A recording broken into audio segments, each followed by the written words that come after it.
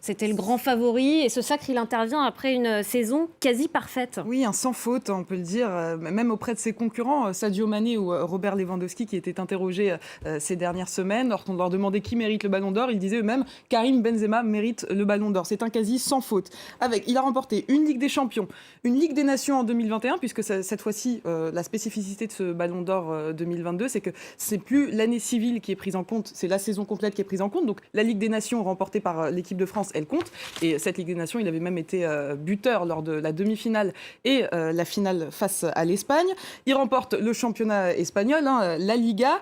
En 56 rencontres, toutes compétitions confondues, c'est 50 buts et 16 passes décisives pour Karim Benzema. 15 buts en Ligue des Champions. Il est même le meilleur buteur de la compétition devant Robert Lewandowski avec 13 buts, je crois, Patrick Juillard. Donc 15 buts en Ligue des Champions, 2 triplés consécutifs. Elliot en parlait tout à l'heure, 2 triplés en plus, à un moment où le Real Madrid est en difficulté. Le premier triplé, c'était face au PSG en 8e de finale. Le PSG avait remporté le match aller 1-0. Karim Benzema, voilà, au match retour, il se réveille 3-0. Il qualifie donc le Real en quart de finale. Et puis en quart de finale, il remet ça. Le Real perd le premier match aller face à Chelsea. Et puis, nouveau triplé de Karim Benzema pour qualifier le Real en demi-finale. Donc son parcours en Ligue des Champions cette année, et c'est un sans faute. Il est nommé cette fois-ci pour la 10e fois. C'est la première fois qu'il le remporte.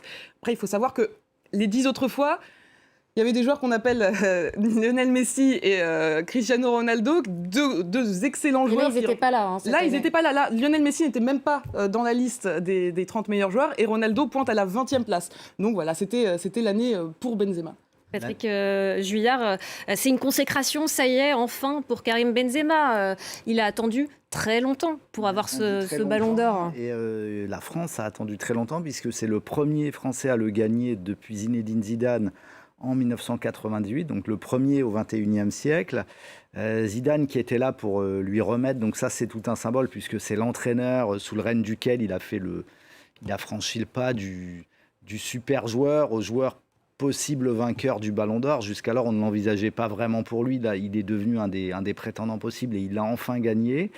Je pense que Serine a tout dit. Ça couronne une saison en tout point parfaite.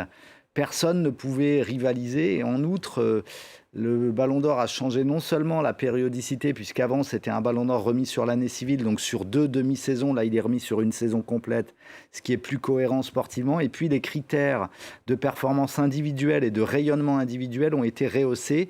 Et donc qui mieux que Benzema cette saison pour les incarner, puisqu'en fait c'est lui qui a vraiment tiré vers le haut le Real et a incarné cette équipe de survivants un peu. Le Real qui a été sacré aussi meilleur club.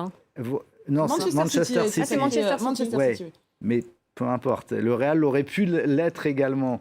Mais si vous voulez, il incarne vraiment le joueur qui tire un collectif vers le haut, pas juste par des exploits individuels, mais aussi parce qu'il bonifie ses partenaires. Et c'est pas pour rien que le but en finale a été marqué par Vinicius, le Brésilien. Mais en fait, c'est au contact de Benzema que ce joueur, là aussi, a franchi un palier, qu'il est dans le top 10 du classement.